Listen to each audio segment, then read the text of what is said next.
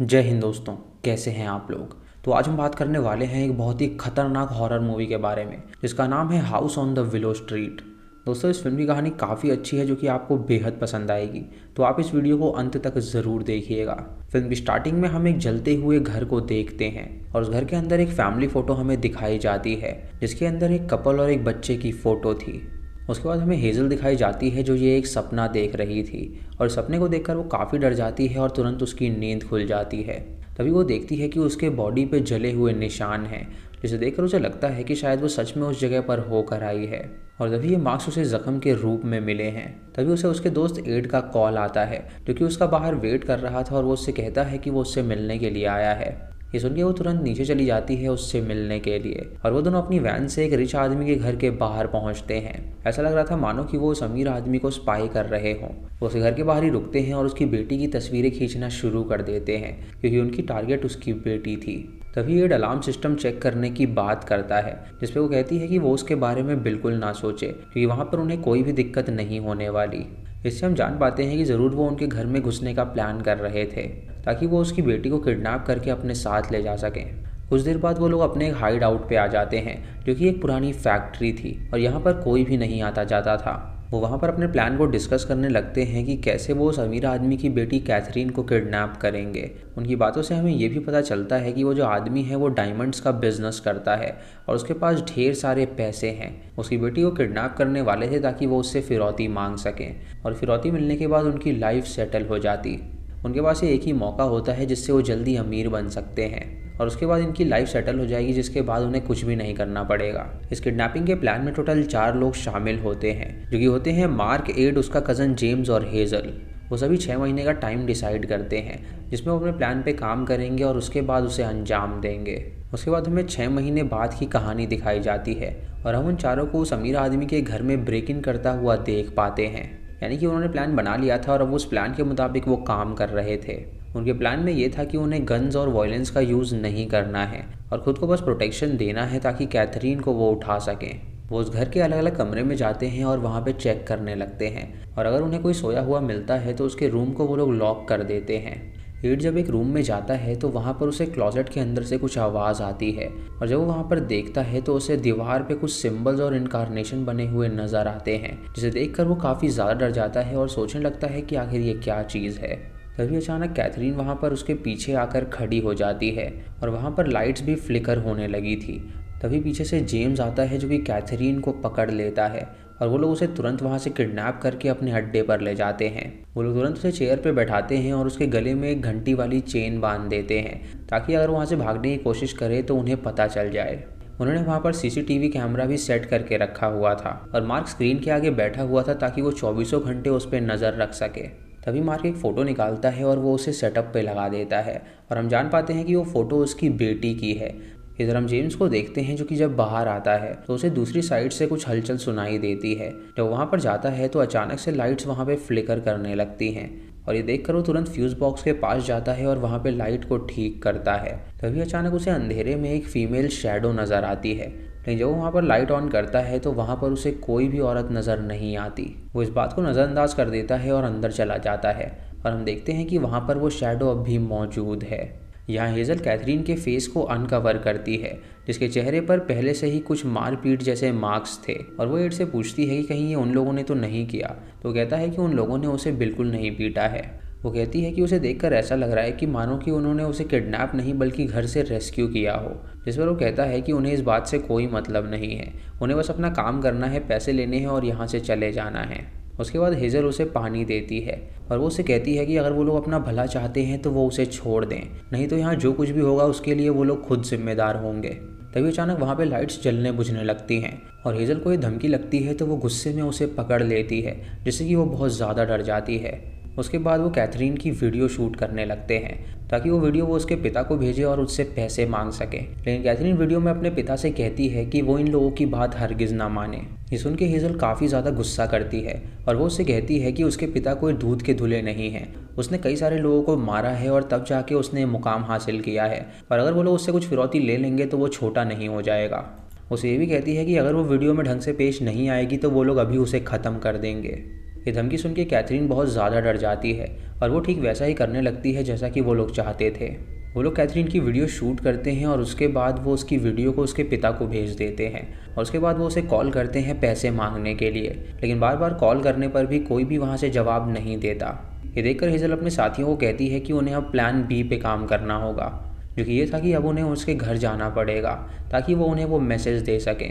ये सुन के एड उससे बहस करने लगता है और उसे बताता है कि 3 दिन बाद उसकी कोर्ट में हियरिंग है और उससे पहले उसे पैसे चाहिए ताकि वो ये देश छोड़कर यहाँ से भाग सके। उसके बाद ये सभी डिसाइड करते हैं कि एड और जेम्स वहाँ पर जाएंगे और हम कैथरीन को देखते हैं जो कि चेन को पकड़ के अजीब तरह से व्यवहार कर रही थी और वो चेन को ऐसे मूव कर रही थी जिसके साथ वहाँ पे लाइट भी जल बुझ रही थी। इधर जेम्स और एड उसके घर जाने के लिए निकल जाते हैं और जब वो रास्ते में होते हैं तो वो आपस में बातें करने लगते हैं और उनकी बातों से हमें पता चलता है कि एड पे जो केस था वो उसके घर के फैमिली मेम्बर के मर्डर का केस था, यानी कि उसने अपने ही किसी फैमिली मेम्बर को जान से मार डाला था। और 3 दिन बाद उसकी हियरिंग थी तो उसे किसी भी हालत में पैसे चाहिए थे क्योंकि वो जानता था कि वो दोषी है और वो गिल्टी प्रूव हो जाएगा, इसीलिए उस दिन के आने से पहले ही वो देश छोड़ के भागना चाहता था। इधर हेज़ल कैथरीन को चेक करने के लिए जाती है और मार्क रेडियो में कोई स्टैटिक सुनता है जिसमें उसे एक छोटी सी बच्ची के रोने की आवाज़ सुनाई देती है। हेज़ल जब कैथरीन के पास पहुंचती है तो वो उसे अपने साइड में बैठा हुआ पाती है और उसके बाद वो फ्यूज़ बॉक्स की लाइट ठीक करने लगती है और उसे एक पल के लिए ईविल कैथरीन का विजन हॉन्ट करता है, जिससे कि वो बहुत ज़्यादा परेशान हो जाती है। कैथरीन उससे कहती है कि वो वक्त रहते ही उसे छोड़ दे, नहीं तो आज की रात वो सब मारे जाएंगे। वो उसे पकड़ भी लेती है और उसके सामने एक गाना गाती है जो कि वो बचपन में अक्सर गाया करती थी। ये देखकर वो डर जाती है और शॉक हो जाती है कि आखिर उसे ये गाना कैसे पता। वो उसका मास्क भी हटा देती है और उससे कहती है कि उसे पता है कि उसने किडनैपिंग क्यों करी है और उसने उसे ही किडनैप करने के लिए चूज़ क्यों किया है। वो ये भी जानती है कि बचपन में उसके घर में आग लग गई थी जिसमें उसके पेरेंट्स जल के मारे गए थे और इसके लिए वो खुद को ही जिम्मेदार मानती है और उसका ये भी मानना है कि उसी आग में उसे जल के मर जाना चाहिए था, लेकिन उसके पेरेंट्स मर गए और वो जिंदा बच गई। हेज़ल ये सब सुनकर बहुत ज़्यादा हैरान हो जाती है और सोचने लगती है कि आखिर उसे ये सारी बातें कैसे पता है। वो तुरंत वहाँ से बाहर निकल जाती है और रोने लगती है। उसके बाद वो मार्क के पास जाती है जो कि रेडियो पे किसी के रोने की आवाज़ सुन रहा था और तभी अचानक वो आवाज़ उसे अपने साइड वाले रूम से ही आने लगती है और वो वहाँ पर चेक करने के लिए निकल जाता है कि आखिर वो आवाज़ क्यों आ रही है। इधर एड और जेम्स कैथरीन के घर में आ जाते हैं जहाँ वो सब जगह ढूंढने लगते हैं और जेम्स को बेसमेंट से कुछ आवाज़ आती है और जब वो उसे चेक करने के लिए जाता है तो वहाँ पर एक टेप प्ले हो रही थी और उस टेप में उसकी मदर उनसे सवाल पूछ रही थी कि आखिर उन्होंने घर चूज़ क्यों किया। ये देखकर वो उस टेप को ऑफ करता है और जब वो पीछे मुड़ता है तो उसे पीछे 2 प्रीस्ट की डेड बॉडीज़ पड़ी हुई मिलती हैं जिन्हें बहुत ही बेरहमी से मारा गया था और वहाँ पर उसे एक चेयर भी नज़र आती है जिसपे शायद किसी को बांधा गया था। ये देखकर वो हैरान हो जाता है और सोचने लगता है कि आखिर यहाँ पर क्या हुआ होगा। इधर एड जब छानबीन करता है तो उसे कैथरीन के पेरेंट्स की डेड बॉडीज़ मिलती हैं और उन्हें भी बहुत ही बेरहमी से किसी ने जान से मार डाला था। अब ये लोग समझ जाते हैं कि सभी घर वाले मर चुके हैं, इसीलिए जब वो कॉल कर रहे थे तो उनका कॉल कोई रिसीव नहीं कर रहा था। तभी वो बाहर आता है और वो अपने सामने कैथरीन की फ़ोटो देखता है जिसमें वो बार बार मूव हो रही थी। ये देखकर वो डर जाता है और उसके सामने प्रेयर करने लगता है और तभी अचानक उसे उसकी फैमिली का मरा हुआ मेंबर जॉर्ज हॉन्ट करने लगता है जिससे वो बहुत ज़्यादा डर जाता है। ये देखकर जेम्स उसके पास आता है और तुरंत उसे संभालता है और वो दोनों तुरंत वहाँ से भाग निकलते हैं। जब वो अपनी वैन से वापस जा रहे होते हैं तो जॉर्ज का भूत फिर से उन्हें हॉन्ट करता है और दोस्तों जॉर्ज वही फैमिली मेंबर था जिसे एड ने मार डाला था और अब उसका भूत उसे हॉन्ट कर रहा था। भागते हुए उन दोनों की गाड़ी का एक्सीडेंट हो जाता है। इधर हम मार्क को देखते हैं जो कि उस रोने की आवाज़ के पीछे जा रहा था और तभी उसे अपने सामने फुटप्रिंट्स दिखाई देते हैं। जब वो उसके पीछे जाता है तो उसे वहाँ पर अपनी मरी हुई बेटी सारा नज़र आती है और जब वो पीछे मुड़ती है तो वो पूरी तरह से भीगी हुई थी। उसका चेहरा बिल्कुल वैसा ही था जैसे कि वो मरी हुई अवस्था में थी, यानी कि अब उसकी बेटी जो कि मर गई थी वो उसे हॉन्ट कर रही थी। ये देखकर वो बहुत ज़्यादा परेशान हो जाता है और हम जान पाते हैं कि यहाँ पर सभी के पास्ट में जो भी मर गए थे उन सबकी आत्माएं उन्हें यहाँ पे आकर हॉन्ट कर रही थीं। उसके बाद हम हेज़ल को देखते हैं जो कि मार्क को ढूंढ रही होती है। तभी अचानक उसे कमरे में आग लगी हुई मिलती है और जब वो उसे बाहर निकलने की कोशिश करती है तो वो कैद हो जाती है। उसके बाद उसे अपने सामने उसकी जली हुई माँ दिखाई देती है जो कि उसे अपने पास बुलाने लगती है। ये देखकर वो बहुत डर जाती है और तभी मार्क वहाँ पर आकर उसे संभालता है। इधर एक्सीडेंट के बाद जेम्स की जब आंखें खुलती हैं तो वो अपने आप को जंगल में पाता है। वो जंगल की ओर निकल जाता है ताकि उसे कोई मदद मिल सके, लेकिन तभी अचानक उसे अपनी 5 साल मरी हुई माँ नज़र आती है जो कि बचपन में उसे टॉर्चर किया करती थी। और तभी वो उसे पकड़ती है और उसके मुंह के अंदर वो अपनी सांप जैसी जीभ डाल देती है, जिससे जेम्स काफ़ी ज़्यादा डर गया था। कुछ देर बाद एड्स को भी होश आ जाता है और वो जेम्स को ढूंढने के लिए निकलता है। और जब वो जेम्स के पास पहुंचता है तो वो उसे बहुत ही ज़्यादा बुरी हालत में मिलता है, जिसे उठाकर वो यहाँ से जाने लगता है ताकि उसे कोई मदद मिल सके। वो उसे कहता है कि वो जो कुछ भी यहाँ पर देख रहे हैं वो सभी उनका भ्रम है और कुछ भी नहीं। वो उसे किसी तरह लेकर अपने अड्डे पर पहुँचता है और वो एक रूम में ले जाकर उसे रख देता है। हम देख पाते हैं कि जेम्स के मुंह से सफ़ेद झाग निकल रहा था और उसकी हालत धीरे धीरे बहुत ही ख़राब होती जा रही थी, जिसकी वजह से उसे अब दौरे भी पड़ने लगे थे। एड अपने साथियों को बताता है कि कैथरीन के घर में सभी उसे मरे हुए मिले, जिससे ये बात साफ थी कि उन्हें मारने वाला कोई और नहीं बल्कि कैथरीन ही है, क्योंकि वही अकेली जिंदा है और उसी ने सबको मारा होगा। उनसे ये भी कहता है कि 2 प्रीस्ट की बॉडीज़ भी वहाँ पर उसे मिली, यानी कैथरीन जो है वो पोजेस्ड है और प्रीस्ट उसके ऊपर एक्सॉर्सिज्म करने के लिए आए होंगे, जिसके बाद कैथरीन ने उन दोनों को जान से मार डाला होगा और अब वो उस मुसीबत को अपने साथ ले आए हैं, यानी कि उनकी जान भी खतरे में है और उन्हें किसी तरह वहाँ से बच के बाहर निकलना होगा। उन्हें वहाँ पर एक टेप भी मिलती है और वो उस टेप को प्ले करते हैं और उस वीडियो में कैथरीन ये कह रही होती है कि इस घर में ज़रूर कुछ गलत है और बेसमेंट में उसे कई सारे सिम्बल्स भी मिले हैं। सन 1900 से 1920 तक यहाँ पर चर्च की इन्वेस्टिगेशन हुई थी और 1940s में यहाँ एक लेडी अपने ग्रैंडसन के साथ रहने आई थी और वहाँ रहने के कुछ दिन बाद ही वो अजीब सा बर्ताव करने लगी थी और उसने अपने ग्रैंडसन को चीज़ ग्रेटर से ही रगड़ के जान से मार डाला था। 1960 में यहाँ पर एक और फैमिली रहने आई थी और एक रात जब हस्बैंड घर आया तो उसे अपनी वाइफ की आई बॉल्स मिली और उसके दोनों बच्चे वहाँ पर मरे हुए मिले। उसके बाद उस घर में एक और फैमिली रहने के लिए आई थी, लेकिन अचानक से इस घर में आग लग गई थी, जिसकी वजह से पेरेंट्स मारे गए थे और उन पेरेंट्स की जो बच्ची थी वो जिंदा बच गई थी। मार्क और रेड ये सुनकर हैरान हो जाते हैं और उन्हें पता चलता है कि वो जो जिंदा बची हुई लड़की थी वो कोई और नहीं बल्कि वो हेज़ल थी। वो उसे पूछते हैं कि अगर उसे पहले से पता था कि इस घर में ऐसा कुछ होता है तो वो उन्हें वहाँ पर ले ही क्यों गई। उसके बाद हेज़ल उन्हें सच बताती है और उनसे कहती है कि दरअसल कैथरीन के पिता उसके पिता के बिजनेस पार्टनर थे और उसके पिता के मरने के बाद कैथरीन के पिता ने पूरा बिजनेस अपने नाम कर लिया था, जिसकी वजह से वो सारी संपत्ति के मालिक बन गए और उनके घर में भी वही आकर रहने लगे थे। इसलिए उनसे बदला लेने के लिए उसने प्लान बनाया ताकि वो उनको सबक सिखा सके। उसके बाद वो आगे टेप को देखते हैं जहाँ कैथरीन ये बताती है कि पहली लेडी का हस्बैंड वॉर में मर गया था, दूसरी फैमिली ने अपने बच्चे को खोया था और हेज़ल के डैड का भाई एक हाइस्ट में मारा गया था। मीन्स यहाँ अगर कोई घर में रहता है तो उसके अंदर कोई ना कोई दुख ज़रूर है और ये घर उसे ही अपना शिकार बनाता है जो कि दुख से पीड़ित होता है। इस घर में जिस डीमन का वास है उसका नाम ट्रॉन्गुल है और ट्रॉन्गुल टॉर्मेंटेड सोल्स को खाता है। वो आगे ये भी कहती है कि एक दुख उसे ये भी है कि वो प्रेग्नेंट थी और उसे अपना बच्चा गिराना पड़ा था, जिसके बारे में उसकी फैमिली को पता नहीं था, लेकिन वो ईविल एंटिटी सब जानती थी, इसीलिए उसने उसे अपना शिकार बनाया। तभी उसे अपने माइंड में एक आवाज़ सुनाई देती है और वो आवाज़ उसे कुछ करने के लिए बोलती है और जैसी वो आवाज़ कह रही थी वही वो उसे करना भी था और उसकी बॉडी पर ट्रायंगल का सिंबल छप चुका था, यानी कि ट्रायंगल के वो पूरी तरह कब्जे में आ गई थी। उसके बाद वो नेक्स्ट स्टेप देखते हैं जिसमें प्रीस्ट उसके पेरेंट्स से बात कर रहे होते हैं। उसके पेरेंट्स को बताते हैं कि एक ऐसा होली टेक्स्ट एग्जिस्ट करता है जिसका नाम कोडेक्स वेटिकैनियस है और वो जो टेक्स्ट है वो खुद भगवान ने लिखी है, लेकिन वो जो टेक्स्ट है वो उन्हें सिर्फ और सिर्फ रोम में ही मिलेगी। उस स्टेप में प्रीस्ट ये भी कहता है कि उनका घर बहुत ज़्यादा दूर है और उनके घर के अंदर ट्रायंगल डीमन रहता है जो कि उसकी बेटी को पोजीशन में ले चुका है। वो टोटल 4 सोल्स को अपना शिकार बनाता है और उसके बाद वो उन सोल्स को हेल के अलग अलग कॉर्नर में रखता है और अगर वो ऐसा करने में कामयाब हो जाता है तो वो पूरी तरह फ्री हो जाता है और वो अपना फॉर्म लेकर अर्थ पर भी आ सकता है और उसके बाद उसे हराना नामुमकिन हो जाएगा क्योंकि अर्थ पे आते ही वो सबसे ज़्यादा शक्तिशाली हो जाएगा। वो कैथरीन की बॉडी में पूरी तरह जुड़ चुका है और उसे रोकने के लिए कैथरीन को जिंदा जलाना होगा। वो लोग ऐसा ही करने लगते हैं, लेकिन इविल वहाँ की चीज़ों को ऊपर फेंकने लगता है और एक एक करके उन सबको वो जान से मार डालता है। ये टेप देखकर सभी लोग हैरान हो जाते हैं और उन्हें पता लग गया था कि अगर वो कैथरीन को जला देंगे तो वो डीमन भी जल जाएगा और भस्म हो जाएगा। उसके बाद कैथरीन जेम्स के पास जाती है और उसे कंट्रोल करने लगती है, जिससे कि जेम्स चिल्लाने लगता है और उसकी आवाज़ सुन के जब उसके साथी वहाँ पर पहुँचते हैं तो वो देखते हैं कि वो बेसमेंट में उल्टा लटका हुआ है। तभी अचानक ईविल उसे खींच लेता है जिससे कि वो गायब हो जाता है।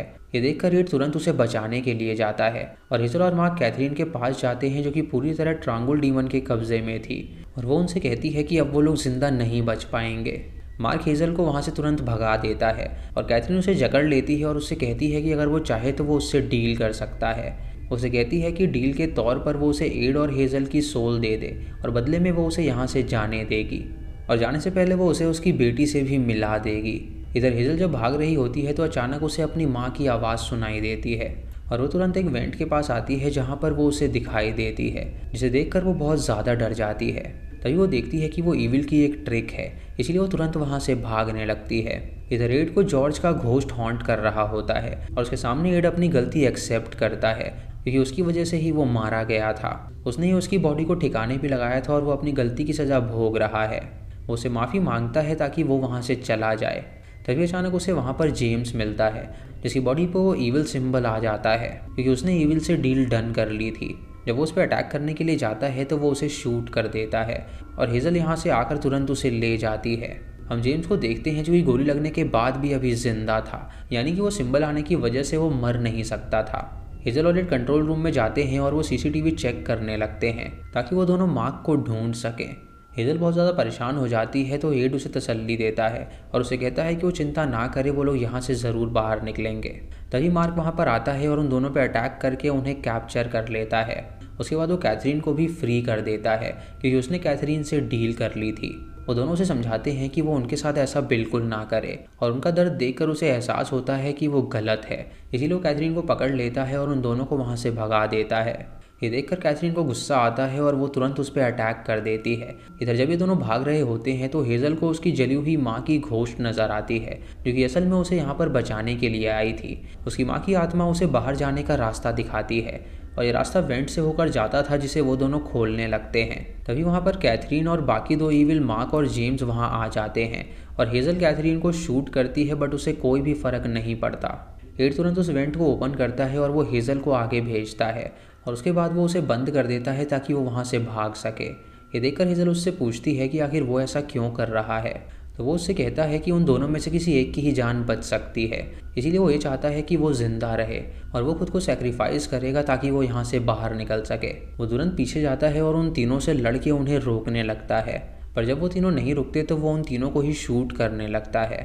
तभी कैथरीन उस पर अटैक कर देती है, जिससे कि वो घायल हो जाता है, बट वो फैसला करता है कि वो खुद को एक ईविल नहीं बनने देगा, इसीलिए वो खुद को शूट करके जान से मार डालता है। ये देखकर हेजल बहुत ज़्यादा दुखी होती है और वो भागकर जंगल की ओर जाती है, लेकिन वो तीनों तुरंत उसके सामने आ जाते हैं और उसे पकड़ लेते हैं। तभी उसकी माँ की आत्मा भी वहाँ पर आ जाती है, जो कि मार्क और जेम्स को जलाकर उन्हें ख़त्म कर देती है। हेजल कैथरीन को बांध देती है, लेकिन कैथरीन बहुत चालाक थी, जो कि अपना हाथ काट कर आज़ाद हो जाती है और वो उस पर अटैक कर देती है। हेजल किसी तरह उससे लड़ती है और वो कैथरीन को पीट के वापस वैन में ले आती है, जहाँ पर वो उसे वैन में कैद कर देती है और फ्यूल डालकर वो उसे जला डालती है, जिससे कि कैथरीन वहीं पर मर जाती है और उसके साथ ट्रांगुल डीमन भी ख़त्म हो जाता है। उसके बाद हेजल चैन की सांस लेती है और तुरंत वहाँ से भाग निकलती है और इसी के साथ ये मूवी यहीं पर ख़त्म हो जाती है। तो दोस्तों ये थी इस फिल्म की कहानी, जहाँ पे हमें ट्रांगुल डीमन के बारे में बताया गया है। वो डीमन सोल्स को खाता है और वो सिर्फ उन्हीं लोगों की सोल्स को खाता है जो कि दुखी होते हैं। ये सभी लोग अपने पास्ट से काफ़ी ज़्यादा दुखी थे, इसीलिए वो उन लोगों की बॉडी पे कब्जा कर पाया। लेकिन एंड में हेजल ने कैथरीन को बंदी बना दिया और उसे जान से मार डाला, जिससे कि वो डीमन भी मारा गया। तो दोस्तों ये थी आज की वीडियो। आपको इसकी कहानी कैसी लगी आप हमें कमेंट सेक्शन में ज़रूर बताइएगा। चैनल पे नए हैं तो इसे सब्सक्राइब करें और बेल आइकॉन दबाएं नोटिफिकेशंस के लिए। और दोस्तों वीडियो को लाइक और शेयर करना बिल्कुल मत भूलिएगा। तो मैं मिलता हूँ आपको अगली वीडियो में, तब तक के लिए जय हिंद।